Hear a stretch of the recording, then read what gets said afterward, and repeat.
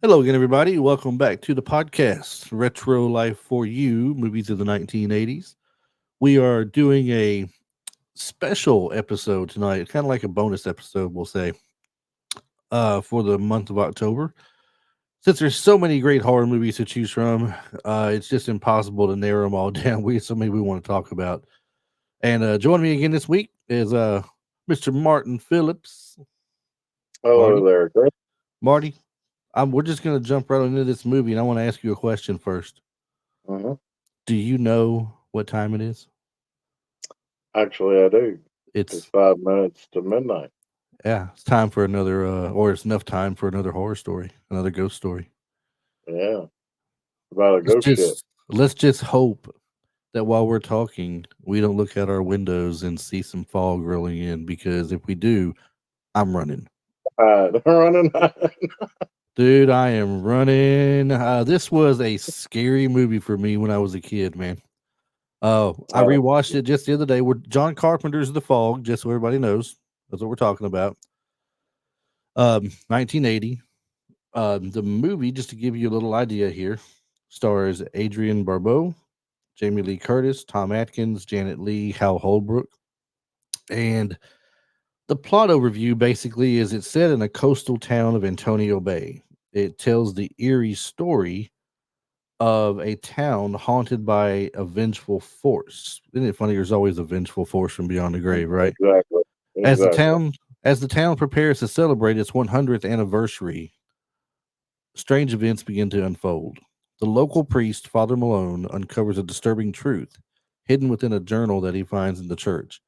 Antonio Bay's founders betrayed and murdered a group of lepers, stealing their gold to build the town. Now, I don't know if it was a group of lepers or not. As it says, I believe the captain, however, was a leper for sure. Well, and my thing is, it's like the whole scene where Adrienne Barbeau's in her in the lighthouse, Right. and then I don't know if you noticed it, but where the wood before it catches fire, it Yes. says it says six must die, Oh, like no, I right on didn't. the I top did of the not. wood. I didn't catch what it said. I knew there was something on it, but I didn't pay attention to what it said because I thought it was just a piece of wood off of the ship that had busted up, and I thought it was just probably a name of the ship or a partial name. So Yeah, it I was didn't a really pay partial attention. name. Yeah, I didn't really pay attention yeah, to it, but it said yeah, six must die. yeah. It said six must die, So let's see. We and got then three at the beginning. You got the lady who was babysitting. It's four. Who was in he the has the guy at the weather station. That's five. and then okay, hold on. Don't say nothing else. Hold Uh-huh, that thought. uh-huh, uh-huh, Hold that uh-huh. thought. Hold that thought till we get to it. All right. I know where you're going with this. Hold that thought. That's awesome that you pointed that out. I didn't even think Yeah, about that.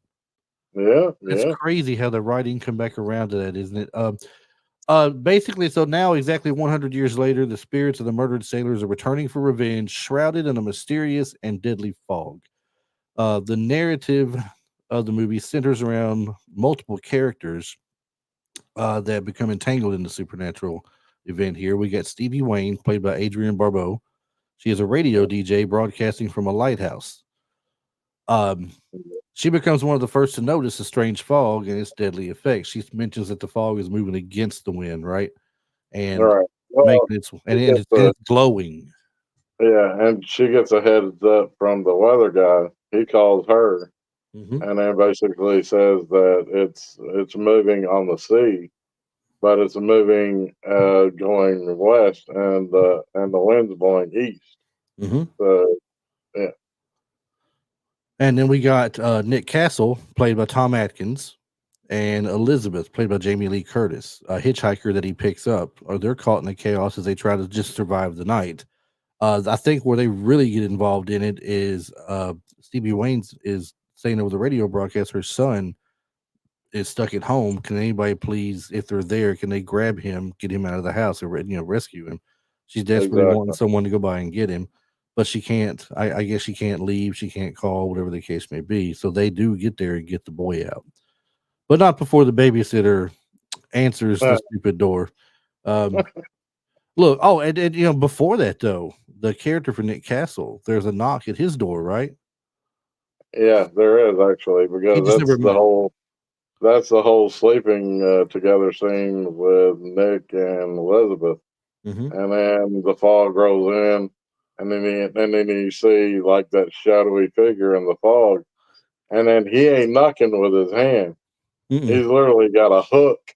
Yeah. He's got a hook with a handle, and he's just sitting there and he's rapping at the daggone door Right. saying, Just "Let me in." and it's a little slow knock. It's boom, boom, Mhm.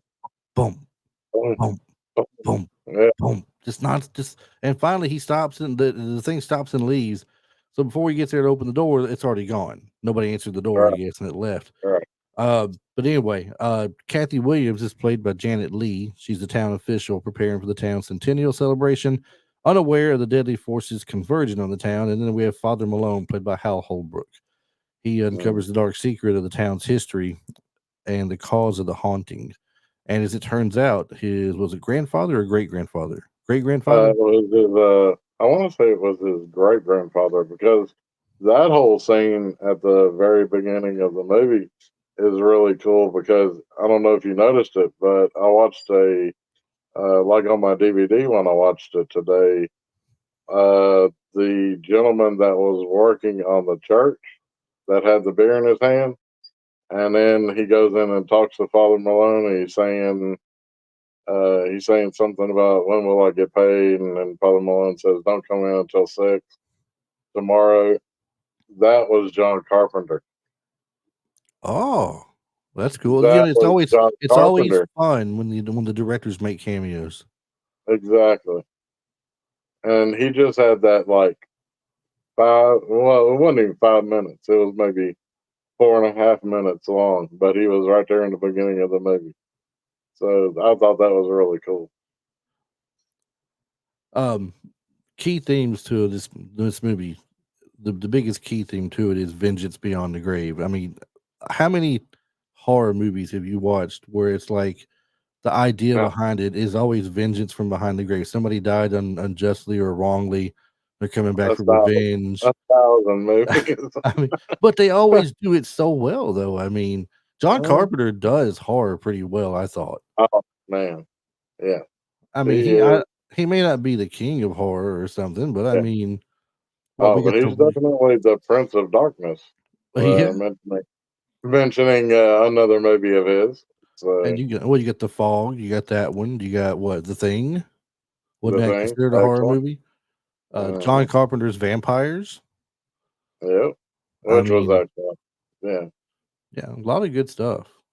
So, Well, but yeah, mentioning John Carpenter movies, I would actually say that the one that Nick Castle, the character that's in The Fog, goes on to play in next, isn't one of my favorite John Carpenter movies, which is Halloween 3, mhm. Season of the Witch. So I never watched that. I refused. yeah, I mean, I should have refused. Yeah, and I'm like, it's just not even. It's no Michael Myers in it. What's the point?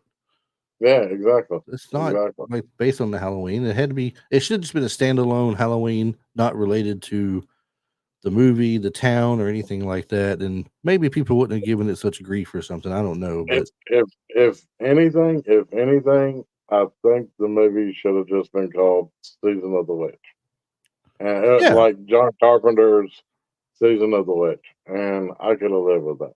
yeah, So, exactly. That's what I'm saying. Uh, I know you love horror movies. mhm. And just so everybody knows that this guy here not only loves horror movies, but he wrote a horror book as well. That Yeah, would be two of them. well, you got two of 'em, but it's like a series, and that was the Town of Forever, wasn't it? Yep, Town of yep. The Forever, the town of Chronicles of Jason, the Chronicles. I can't say it now. Say it. the town of Jacob, Forever, Chronicles of Jacob Dark, Jacob Dark. and the second book is called Hunters and Prey. Also, the Chronicles of Jacob Dark. Right. So, and you can find them on Amazon and That Kindle. was my next question, just to be sure. Since I brought it up, I mean, I don't want to look foolish here. It is available on Amazon, right? So Yeah, yeah, thought so. Yeah, definitely check it out. Definitely check it out. What since you so big in horror, you love the movies, you like the books and everything. What what makes a good horror film is you got something to build on. So you got, like I said, you get this vengeance beyond the grave, right? Somebody All was right. done wrong. So there's guilt and justice involved. Or there's guilt because they know that they've done something wrong to somebody, or somebody else in their family has done somebody wrong, and the generations it's coming back to catch them. And the justice would be, I guess, they paid for their ancestors, thing they did. And there's also a All lot of isolation in it. Like you don't see it's hard. It's very rare where it's just like it's a group of people getting slaughtered all of a sudden by one thing, right? They're being hunted by one at a time or something. A lot of the times. right. So, like Yeah, in this movie, for example, Stevie Wayne isolated in the tower, the yeah, lighthouse, the lighthouse. Yeah, when they come by yeah, there, and she's trying to fight to keep them from coming in, and exactly. Yeah. I mean, at one point, she's literally at the bottom of the steps after she sees the fog rolling down the hill hmm coming towards the lighthouse. And she goes down the steps of the lighthouse and she's looking at the fog like rolling underneath the door.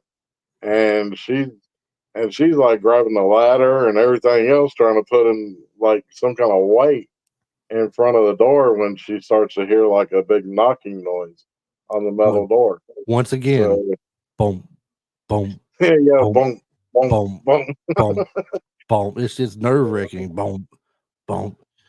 And I tell you, I mentioned earlier this movie was like scary for me as a kid. I swear, man, if I seen fog outside, I would not go out around any fog. You remember when you Well, were younger man, the city would send around somebody to spray in the neighborhoods for mosquitoes and stuff, right? There'd be this truck, mhm. and behind the truck, it's putting out this this fog coming out Yeah, from like a really thick mist. I mean, yes. it's like, And yeah, what all of us kids do out of stupidity, ran right out in the middle of it. I mean, exactly. I wouldn't even do that anymore. I would not even run towards that truck anymore after I watched this movie. Yeah, And yeah. because these things in the fog, when they start showing their form and stepping forward, Oh yeah, like they're they look, creepy, man.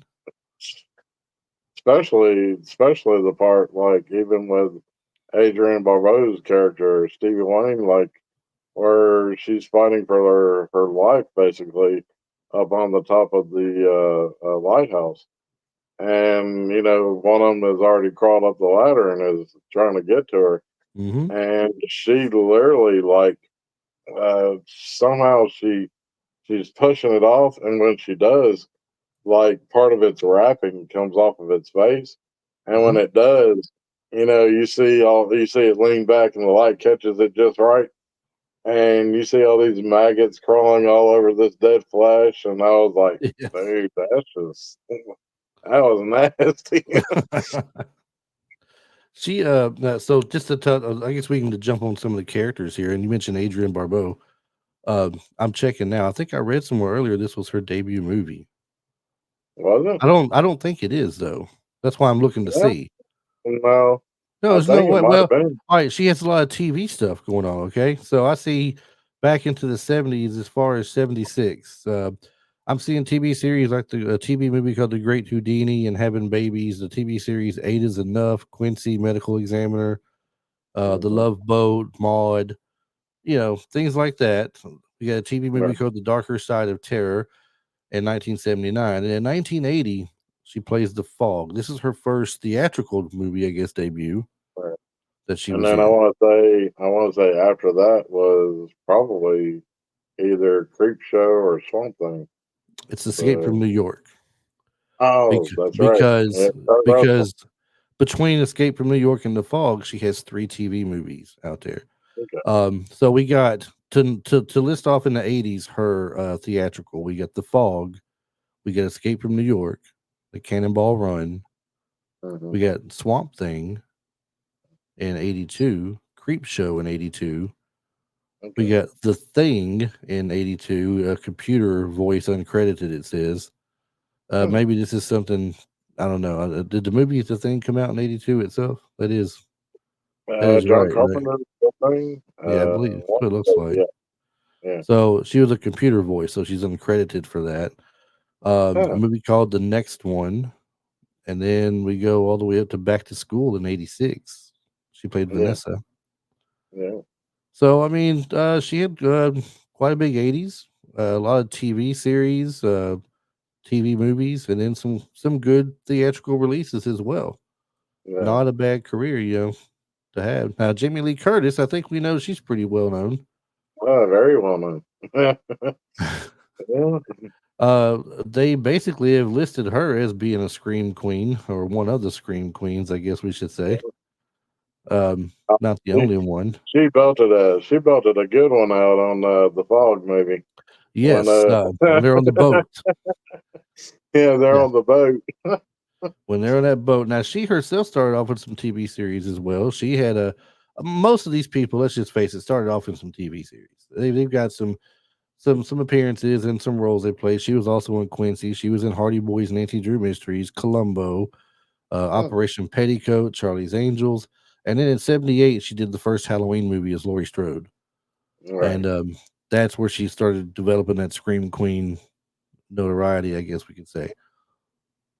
Yeah. Followed by TV series appearances in The Love Boat and Buck Rogers, but then right back into the horror, another John Carpenter movie, The Fog. Hmm. So And then what? Night, Yeah, prom night. Yep, that Prom Night, was Terror Train.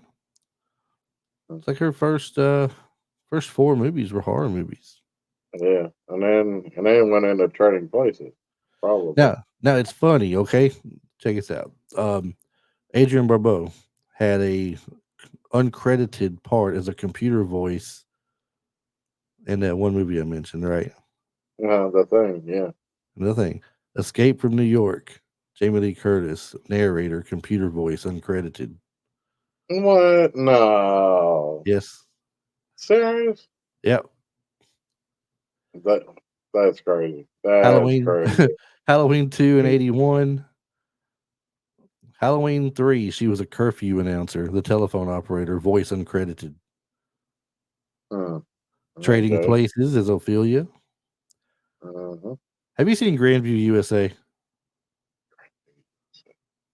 Who's on it? It's got her, C. Thomas Howell, Patrick Swayze. Small time. I I think it's small time racing, I think, or something like that.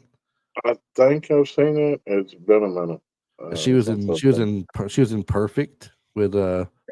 Yeah. With old Travolta. John Travolta. So and then she ended up the '80s with A Fish Called Wanda. Uh-huh. So she had a decent '80s there. Now she basically revitalized her career again. I mean, she still did some things right. Yeah, a I lot. think Blue Steel was in '90. My Girl was in '91. Forever Young with Mel Gibson in '92. I Mhm. think it's And Mel Gibson I'm looking then at. in the 2000s, she Well, hold really on. started. Well, My Girl too, but where I felt she was really standing out again was True Lies in '94. Yeah, yeah, with Arnold. Yeah. Yeah, as far as movies go. So 4 years later, she gets Halloween H2O. 20 years later, Uh-huh. making Laurie Strode again. Yeah. Oh, So speaking of H2O, mhm. and have you watched Halloween 20th anniversary? Have you watched that movie? Yeah, by matter of fact, you may not remember we all went to the theaters and watched it together. That's right. We did. We did. I Yeah, just remembered it. Do you know who played her secretary in the movie? and Halloween H2O. In H2O? Was Yeah, that Janet Leigh? that was Janet Leigh. I mean, I saw earlier she was in that. Her I mother was in H2O, okay.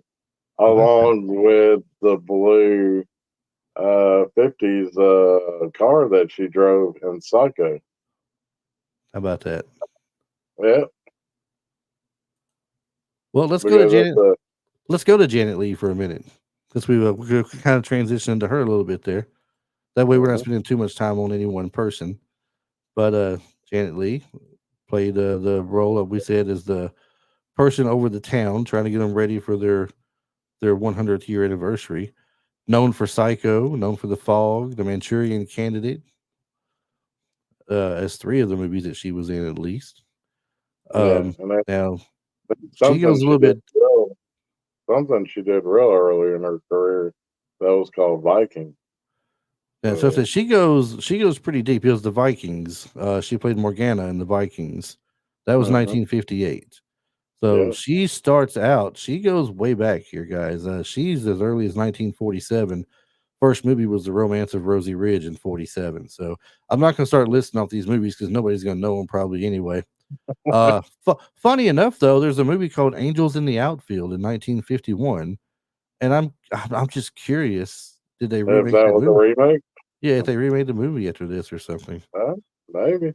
Because I want to look now. That's what I'm gonna do. I'm gonna look. So there is some baseball being played. I'm seeing. Looks like she's playing hind catcher for somebody at the moment or something. But the Pittsburgh Pirates, brash and abusive manager, receives the help of an angel to win games and become a better person in the A process. Yes, remake, a yes. remake. I'd never had. We learned something. I was today years old when I learned Danny Glover's movie Angels in the Outfield was a remake. Yeah, me too. That is awesome. Thank you, Janet Lee. Uh, so going on back up here, we get back up to where our time frame is here with the 80s and everything, though. Like I mentioned earlier, just before 80 hit, she was in. Well, that's a TV movie. I'm sorry, I thought that was that Charles Bronson movie. But The Fog in 1980. She's in some TV series like Matt Houston, Fantasy Island, The Love Boat, Tales of the Unexpected, Starman, the TV series, Murder She Wrote, Twilight Zone, Touched by an Angel. Then she hits the movie screen again in 98 in Halloween H2O 20 years later. Yeah. Yeah, she went that far after a while before she hit the big screen again. A lot of TV stuff though in between. Oh yeah. So Which I think a lot of people, when you really think about it, there mhm. should be there should be six shades of love boat. Of how it's like six shades of Kevin Bacon. Yeah. There should be a game called Well, Six six degree. Shades. It's 6 degrees of Kevin Oh, Bacon, I six think. degrees. Yeah, 6 degrees of. So you can basically take Kevin Bacon and link any six people in a row from something and link them together. You can say Kevin Bacon and Mr. T, and you can find Mhm. somewhere within six actors or actresses that's been in movies that where you can link the two together. For those who Yep, don't know what that exactly. means or something. Well, there should be a new game. I think we should develop it. It should be called 6 Degrees of the Love Boat, where all these actors, where all these actors and actresses have been literally on the Love Boat over the period of time. Everybody who was anybody was on the Love Boat at one point, and Mhm. sometimes some multiple times. Yeah, One thing like about the 80s TV series for sure is that you could come on and play uh, Joe Smith, and you can come on next season and be George Brown, and the third season you can come back on again and be, Bart Simpson, whatever. Whatever. It didn't matter. The A Team was notorious for it. They'd had people come on there. They got one guy who was on several episodes as bad guys, and late in the series, he was General Fulbright that was chasing them. yeah, I exactly. mean, so it was a dual. That's how they did things back then. It's just Mhm. reusing people for sure.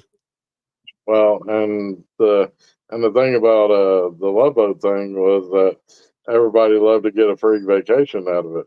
So I mean, they were all the time going to like the Bahamas or Jamaica or some tropical island, and Right. these movie stars would get a free vacation out of just appearing on the Love Boat. So,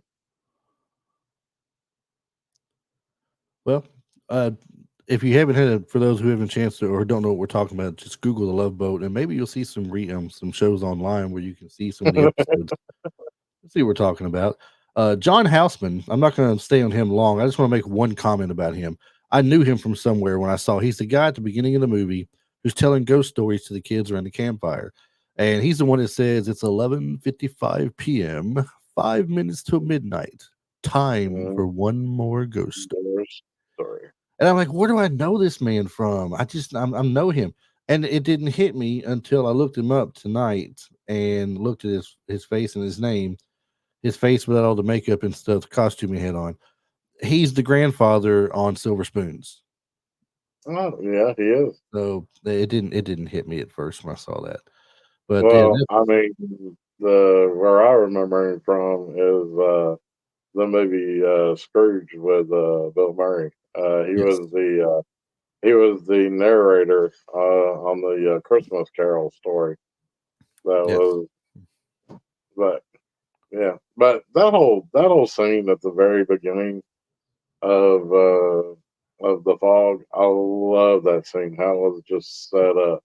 I Hmm. mean, you just see the kids just sitting around the campfire, and you just see the chain with the gold watch, and it's open, and then just suddenly you see the hand just come up out of nowhere, and then it goes click, and then the kids just kind of go, "Oh shit!" Whoa. Gotcha. Hal Holbrook. Now you were mentioning Hal Holbrook to me the other day. You had him confused with somebody else though. I did. I But literally thought, I literally thought that was Donald Pleasant at one time, yeah, and no, I definitely and I not. was and I Definitely was not like, him. no, it's not Donald Pleasant. It's not Doctor Loomis. But He is another John Carpenter favorite though. yeah, Uh, he was in The Fog. He was in Escape from New York. So back to back movies of his there. hmm And then of course he did in '82. He did Creep Show. He was in Halloween 3: Season of the Witch. yeah, Um, let's see. He did some TV series in between. Once again, there's T.J. Hooker. There's Murder She Wrote, St. Elsewhere, Quincy. We got The Fall Guy. He was on there for an episode or so. Night of the Creeps is the next movie he was in '86. Did you see Night of the Creeps? yes. That movie is all kinds of crazy, but I love it. I cannot remember Uh, how it goes. One of the people I polled gave me Night of the Creeps as one of their favorites, and I want to go back and see if I can find it. uh, But uh, the guy that plays Nick is also in Night of the Creeps. He plays a police detective. okay, So, so there's Hal Holbrook and Tom. What was his name? Tom Tom. Atkins. Yeah, Tom Atkins. Yeah, So there's a connection right there with the fog and Night of the Creeps. there you So go. Now, Hal Holbrook, one of the I see his picture on IMDb, and I'm like, okay, he definitely looks different when he's younger. Obviously, as he aged, he took on a different hairstyle, and his hair was graying, of course. And that's the Hal Holbrook that I recognized. And I'm like, I know him. That's Lethal Weapon. That's Michael Hunsaker, the guy that meets up with Murtaugh about his daughter, trying to hmm help find his daughter. And I'm looking at it right now, confirming my thoughts. I'm looking at it right now. So '87, he did yep, Lethal Weapon, yep, and then he other did. TV series like The Equalizer, Maniac Cop. He was in Maniac Cop. I almost forgot Mm. about that. Well, Maniac Cop's not a movie that stands out in my mind, very much. But uh, it just kind of it was it was a horror movie, but it was more of a really bad B horror movie. yeah, I mean, it was good to a point, but then it just kind of lost. It lost all its you know. It just lost all its flavor going towards the end of the movie. yeah, Like how so many kind of cheesy horror movies do. So right. Well, then the last movie I'll mention for Hal Holbrook was Strike. It's not the last thing he did, but the last one I'll mention is Striking Distance. He played Uncle mm, Fred in Striking Distance, which is a Bruce Willis movie. If you haven't seen it, very good movie. Talk about a yeah. mystery thriller, action mystery thriller, all in one. Striking Distance is well worth a watch. Is that the one with Sarah Jessica Parker in it? Yes, it is. Okay, yeah, I've seen it. It's really good. Yes, it is. Is there anybody else from the movie that you want to talk about or anything that you want to bring up? Yes, actually, it is going to be Janet Leigh's assistant, Sandy, who is played by Nancy Sandy. Loomis. Yeah, is played by Nancy Loomis, and she also co-starred with Jamie Lee Curtis in Halloween. She played Annie. So, How about that? See, I'm telling you, in these earlier movies, when a director found an actor he liked, he or she liked, they stuck with him. Uh, the John Hughes was notorious for that. Yes, he was very notorious. Reusing people. Anthony Michael Hall, Judd Nelson, the redheaded girl, Molly Ringwald. Molly Ringwald. Molly Ringwald. Thank you. If you're listening, Molly Ringwald, I'm sorry. Sure, you're not listening though. Oh Yeah, my gosh. You what know is what? it? What do they refer to them as? The Brat Pack. The Brad Pack. Yeah. The Brat Pack. I mentioned this earlier about what makes a good horror movie, and we're talking about um how I mentioned the vengeance and being the isolation where you're hunted, and you're by yourself, and whenever the killer finds you, and the guilt and justice. Do you know what another movie is that does a really good job of that? Uh-huh. It's not even 80s movie. It's older. I mean, it's newer than that. But I Know What You Did Last Summer. Very good movie. The first one. I Know What You Did Yeah. Last Summer. They accidentally hit the guy with the car. They think they killed him and everything. They left him, Yeah. so they left him for dead. Well, he didn't die, and he comes back after him. Yeah. He's extracting his With vengeance a on him. hooked hand. Was it With a hooked hand. was it a hook or an ice pick? Well, it was a hooked hand because he was a ice fisherman. Yeah. He would take that ice hook and grab the fish out of the ice, and then yeah. So literally, he took that when he lost his hand. He Mhm. basically took that hook and like had it, and then that was literally what he was killing them with, was that daggone hook. And I was like, that's crazy. So, but like you said, it's like the best of the horror movies, in my opinion, Mhm. is 80s and 90s, Yes, and and do maybe you know why that is? Do you know why that is really? Because what? it's not just a jump scare fest. And these new movies, there's two things you got going in the new horror movies, and it's why I don't watch them anymore. It's nothing but gore, extreme gore, and jump scares. Uh-huh. In my opinion, Exactly. anyway. I mean, that's what I think about them. Yeah, exactly. And So, that's my opinion too. I mean, I do watch some horror movies today, just because people recommend them to me, and I'm like, okay, well, if you recommend it, let me look at the trailer, and then if the trailer seems like it's something that I want to watch, then I'll watch it. And then if I look at the trailer and it looks like a ton of jump scares, I'm probably not gonna watch it. So yeah, my I niece mean, loves horror movies, but she loves the newer ones, and I'll try to tell her about like the old Nightmare on Elm Streets and the Friday the 13th or the Hellraisers or even stuff like Trick or Treat, which we did last year, or The Fog we're doing tonight, or Poltergeist that we got coming exactly. up. I mean, all these movies like that are Uh, really, really good and stories that were scary. Amityville Horror. yeah, and yeah, and that wasn't even the 80s. That was the late 70s. Right, but I mean, Like, it feels like an '80s movie. There's some movies yeah, that are just, they feel like they're all bunched in this because it's like the same style as some of the others, but it fits in real well though. It's like Halloween was '78, but right. it fits in well with the style of the '80s horror movies that they did. So, Exactly, exactly. um, so And talking, go ahead. even the cheesiest, even the cheesiest horror movies turned out to be really good horror movies, like Yeah. the Sleepaway Camp movies, Hotel Hell, April which Fool's Day. you mentioned doing that one time on the podcast. Yeah, So that's been mentioned 'cause I saw it when I saw it when I was a kid. It's I was at a friend's house. We were staying up really late. We was watching scary movies. It was on the weekend, real late at night, and Showtime or HBO One had this movie called Motel Hell. We're like, "What's Motel Hell?" We're watching it. It's these guys like a Texas Chainsaw Massacre like family or something that runs the hotel.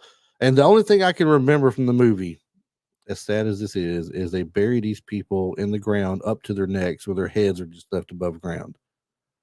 And but, one of two things happened, Marty. You might remember. I don't. I done blocked it out. I guess I can't remember. Longmore. They either Okay, I was I said it was either gonna be like a tractor with that cut hay or grass or something, or they tied It was ropes around their head and pulled their heads off, one or the other. yeah, it was a daggum lawnmower. They're out there mowing the grass, and they start mowing their heads with the grass. I mean, come on. Um, that so I mean that's one of those things I'm like, I after I watched it the first time, I didn't watch it again. I never was big into gore movies. I wanted Mm, something with a good horror story to it, and I wanted something that would scare you a little bit. Like the right. best horror story for me was Nightmare on Elm Street. Yeah. Yeah. Because what could you do to get away Right. from someone in your dreams? You can't just wake yourself up all of a sudden. Something has to wake you up. I mean, maybe the Ah, fear wakes you up or something. I don't know, but exactly. But great I story. tell you the one, I tell you the one that you could probably never get away from, even after you woke up, even if he was in your dreams, was old Pinhead from the Hellraiser series. That was Dude, just man, those are just once you opened that cube, and then it slid back down, and it opened all the way up, and the walls start crackling, and the lights start showing. hmm It was like you're done for then. So and the Hellraiser just had like a weird feel to it to me. It was just really out there, but it was yeah, scary too, though. oh I yeah, yeah. mean, all these classic movies, they're all classic horror movies. But for you, what makes a movie a classic movie like that? And we'll go with horror. That's what we're talking about. What makes a horror Uh, movie classic to you? what makes it classic for me is not just the horror aspect, but the actual story. I really love the story more than the horror because like you said before, it's either you're going to get uh, a good genre of vengeance, or it's going to be a lot more gore than than story. Hmm And with the fog, just to get back on the fog, I mean, you had that story of vengeance because the Elizabeth Dane, all these people that were on the ship, they were all lepers. They were told that they could have like this section of the island, where they can go colonize and be left alone. hmm And they made the deal. The Antonio Bay people uh, ignored the deal, lit the fires on the side of the rocks, was coasting them in, and then crashed the ship right onto the rocks, killing everybody on the ship. hmm Now, don't tell me that ain't any kind of reason for revenge right there. Oh, it's I that's mean, definite I reason mean, for revenge. you're coming back with a hellacious revenge. So, Sorry for your luck 100 years later, yeah, but exactly, your ancestors did a lot of wrong, and now you're paying for it. exactly, Um, exactly. Something else, the cast that they bring in that helps make it a classic as well, I think, and that same goes with the fog because a great horror actress in Jamie Lee Curtis and Adrienne Barbeau But, was pretty well known at the time. Just hadn't really done anything with movies. Was great. Hal Holbrook but is great. her, I mean, even for her movie debut, Hmm I mean, even before, like you said, like after she did The Fog, she did Escape from New York. Right. I think she had more lines in The Fog than she did in Escape from New York. I hmm mean, literally, I think she was just eye candy in Yeah. Escape from New York. But I Probably mean, she because that's what showed. she was in Cannonball Run. I mean, and that so there's no doubt behind it that they probably did that. Mhm. I mean, she had more. She showed her acting ability more in like The Fog and like her later movies. I mean, just like Creepshow. I mean, Creepshow. I mean, to tell you the truth, the crate episode in Creepshow was my favorite. I mean, I love I loved it when she's telling her husband she's telling him off, and then he's all like, you know what, and he just grabs her and he starts punching her up against the crate, And he's all like, just, I wish you would just die. And then she's like, are you done? Are you done? And she just starts slapping him and stuff. And then as soon as she gets through hitting him, she says this line, and I can't remember what she says, but it's fun. I mean, it's funny what she says. And then all of a sudden, the box opens up, and the monster's like right there, and just drags her in. And I was like, I just started. I was like, that whole scene was just great. So, Um, where was that with this? There's I lost my screen. Not yeah, I'm gonna tell you what really did it for me for the fog though. That makes the fog a classic movie, classic horror movie. All right, most horror movies in the '80s, like slasher films, we've talked about those. Friday the 13th, Michael Myers and Halloween, Freddy Krueger in Nightmare on Elm Street, um, Chucky, things yeah, like the slashers. The atmosphere of this film, it's atmospheric horror. It's always dark. It seems like when everything bad, of course, everything bad's happening. It seems like it's dark and the fog is overtaking the town. The fog is an eerie, glowing fog that comes in. You see these shapes inside the fog that are coming yeah, towards you, and you don't know what yeah, they are. And you don't want to be lost in the exactly. fog because you feel helpless because you're lost in the fog and you can't see where you're going. Um, Um, that and that it was so. Uh, I know these fog machines had to been working on overdrive or something, but well, they were I definitely mean, using fog machines. yeah, I mean, it was like at one point when the fog's like rolling up towards the church when they're all at the church Mhm. and it's creeping up the driveway. I mean, that stuff looked as thick as you could just take it with a knife and just like Right. cut a square out of it and like pull it. I mean, it looked That is that. like that's like something straight out of Scooby Doo right there. Yeah, exactly, cut exactly. cut a hole in the fog, pull it out, and look out there. The musical score for it too helped a lot.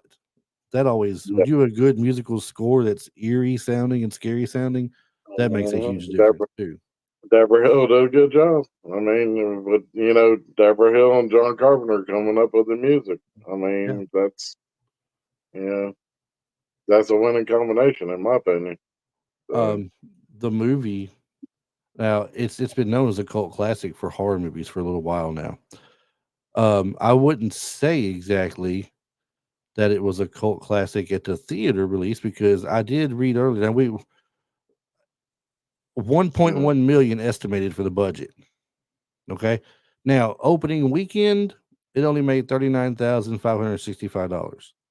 yeah, But it says it went on to gross worldwide. And where I read this earlier, it said while its time of when it was released and it was out, I don't know if they were saying once again if when it was released and it went through the decade of VHS and everything else, it could be with VHS sales. I yeah, don't know. But gross yeah. worldwide, 21,448,830. Oh yeah, I can believe that. I can believe that because I mean, like I said, I mean, I watched my copy today on DVD. So Mm-hmm. I mean, I've got quite a few John Carpenter movies that are over there on out of my DVD collection. So, Well, and some are on Blu-ray, some are on regular DVD. I So don't know how many movies they did like this, but since this was a low budget independent movie that Carpenter was doing, he didn't want it to feel like it was low budget. So I they think did what this. it was, I think what it was, and it even said in the documentary when I watched the documentary on the fog, Hmm. it basically John Carpenter sitting there talking, and he said, "I didn't want to give it the same feeling of Halloween as Hmm. Halloween felt like it was just one dimensional." You know, he basically said one dimensional in his mind is the babysitter, the killer, the just the people that were just in that surrounding neighborhood. You know, he said that when he did the fog, he basically wanted to feel bigger. He wanted to make it more brighter. You Right. know, you got scenes where it's in the daylight. You got scenes when it's at nighttime. I mean, you know, like the whole part where Stevie Wayne leaves her house, driving up the coast to the lighthouse. I mean, it stuck on that point of her just driving and getting to the lighthouse for what felt like maybe 8 minutes of the movie. So, and even just that, like where she gets out of her vehicle, she parks the vehicle, she starts walking down the flight of steps, and then 300 getting steps, by the way. yeah. She actually said that in the interview. She said she walked down 365 steps to get to that lighthouse. So, and I was like, wow, that's crazy. Did you know, because I didn't, that her and John Carpenter were married at the time this movie was made? Yep, I did. I did not know that. I just learned that. I knew they were married at one point. I just didn't Yeah, I know that did it was know. when this movie was made, though. Yeah. Mm. So I did see something earlier. The role of Father Malone, which was what Hal Holbrook played, was Oh, originally offered to Sir Christopher Lee, oh, um, okay. who believed the character to be the father of the community. However, Lee proved unavailable, and Holbrook was eventually cast in his place instead. Yeah, Uh, Now, I do think you Hal know what? Holbrook did about the He did a great job for it. Actually, job. do you know what inspired this movie for John Carpenter? They probably said Uh, it in the documentary. he did say it in the documentary. I just can't remember. Uh, oh, what did he say? It was something to do based on a real story. Uh, There's two different things. The British film The Eight, which dealt with monsters hiding in the clouds. He also stated that he and his co-writer producer Deborah Hill were inspired by a trip to Stonehenge, the ancient monument in something southwest England, which was covered in fog during their visit. John Carpenter's attention, and then said, look at that fog that's coming in over the hills. And he just looked at me and he looked at her and said, "What do you think might be in that fog? You think it might be something that's coming towards us or away from us?" And she was like, "That would make a good story." So, Yeah. and literally, it was like right after that they got to writing on the movie. So, And like you mentioned earlier, Janet Leigh and Jamie Lee Curtis, real life mother and daughter, two feature films together, The Fog and Halloween H2O. H2O. That's H2O, didn't I? Man, they make reference here too. Tom Atkins' character's name is Nick Castle, which is the name of the original actor who played Michael Myers / The Shape in Carpenter. which I found that which funny is when I pretty. saw that though. Yeah, I do too. Which which is very funny in my opinion. So, So I don't know if you knew this or not, but this is one of the last things I'm going to pull out of the interesting things here. Then we're going to start wrapping things up. John Carpenter originally intended to secure this movie with a PG rating, but ended up with an R rating instead. I mean, how could you? I mean, in your opinion, how would you be able to secure a PG rating with a horror movie about this movie, The Fog? I don't see how unless you would like take out like a lot of the kill scenes, which I mean there was no when they did show the kill scenes, there Yeah, was no blood. I mean, you never saw any blood splatter or anything. So you could almost say that this was like a PG-13 movie you because could. without the blood, I mean, without the blood splatters and stuff, it was like you never really see it. And I tell you what I want to do here before we wrap this up completely. Here, we got to go back to this. What did the board say in the lighthouse? Oh, the board before it said six must die. Six must Uh, die. yeah, And and then when it caught on fire, then she's hitting it with the extinguisher, and as soon as she hits it, then she puts the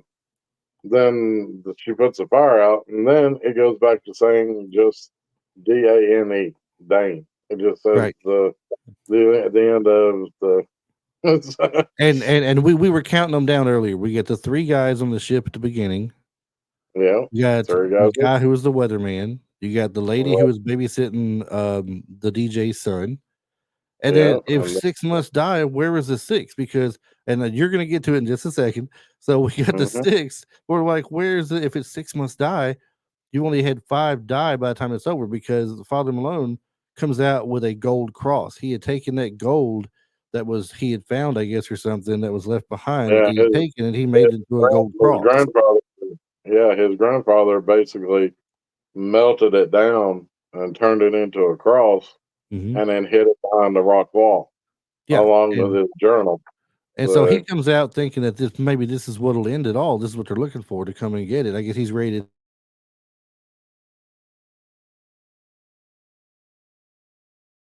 and then uh, so everybody's uh, happy kind of at this point, right? Because the fog is rolling out and it seems like it's over. And mm, we're at the end of the movie, and Father Malone is he's like he's by himself and he's contemplating things. And he's thinking like, why not me or something? yeah, Why? he Why? basically his one line towards the end of the movie was, "Why not me? Why Yeah. am I why am I the lucky one?" And then he turns around, and then they're literally like you see them all standing Well, in we the start pews. seeing, but we all start seeing the glowing fog under the door again, though. Yeah, yeah, yeah, And yeah. then I guess he turns around and sees all of them there, and turns back Mhm. around maybe to run or leave, and there's the captain Yeah, right with a there with the sword. sword goes. Yes, we just found number six. Yeah, just found number six. So talk about But the thing, wrapping it up and tying it up with a pretty little bow. That's what he but did.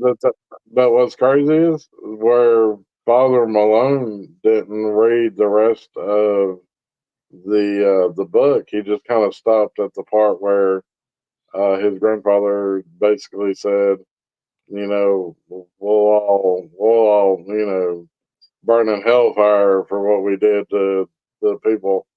It basically the people that all six got killed were descendants of the same people that made sure that they crashed onto the rock. Which obviously makes sense.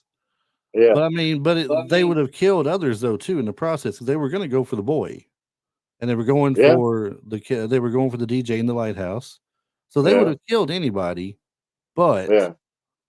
But I think that was their main six that they had to kill was the three people and the boat, and then the weatherman, then the babysitter that was watching Andy. His name was Andy. is Andy right? Uh, And it says six must die. It didn't say only six, but six yeah, must die. So they got their die. six, and whenever they got their gold, and that was it. They got their revenge. They got the gold, and it was things were over with at that point. Mhm. Which that whole part was crazy, anyways, because it's like, he's standing up there holding the cross all like this, Hmm. and then the captain just grabs the top of it, and the whole thing just lights up, and it's burning. It looks like it's burning hot. I Hmm. mean, because he's looking at steam coming off of it or something, and so the captain's all his hands are shaking, and the priest he's over there shaking and stuff, and I was like, man, that looks a little weird. Yeah, definitely. All right, well, we're gonna start wrapping up. We're at the 56-minute mark here, so we've always it's to let everybody know if you want to have any comments or questions or maybe shows you want to see us do in the future. Reach out to us at retro life for you. It's number 4 YOU at gmail.com. Mm, And we're on Instagram and Facebook under the same name. If you go to YouTube, and you go to youtube.com/@retrolife4you, that will take you straight to our page on YouTube with all our videos uploaded. And not only that, but when you go to the actual website, www.retrolife, the number 4, letter U.com, you can listen to all of our shows in the browser. And if you go to the show notes, you should see the video of each one in there as well. I'm currently working on uploading still all the older ones, and I've got quite a bit of them uploaded now with quite a bit more left to go. It's a long process. I've noticed you got a lot up there now. I So. think I got like about 90 videos up on YouTube now, 90 or 95, somewhere in there, and there's quite a bit more to go. So, but it's well worth it at the end though to get them all up there. So make sure you check it out. If you go to YouTube, make sure you do follow us there though and subscribe, and hit that bell notification at the top so it lets you know when the new ones do come out. And also, anytime I upload an older one that you might want to go back and check the video out of as well. And here soon, not only are we having these uploads of these movies, but we'll have new content coming soon that's specifically for the YouTube page. You might see Mr. Phillips here on some of those. Talk about maybe some TV shows and some movies, some toys and collectibles. Oh yeah, we need to talk about some Transformers, man. Some Transformers. I hear they're more than meets the eye. Oh, they are, man. That's what I hear. But make sure you do check out his book also at Amazon. Tell them the name of your book one more time, Marty. The Town of Forever, Chronicles of Jacob Dark. That would be part 1. And Hunters and Prey, The Chronicles of Jacob Dark, and that would be part 2. And if I ever get the time again without working so much, I am working on my short story book, which is called Hollow's Eve.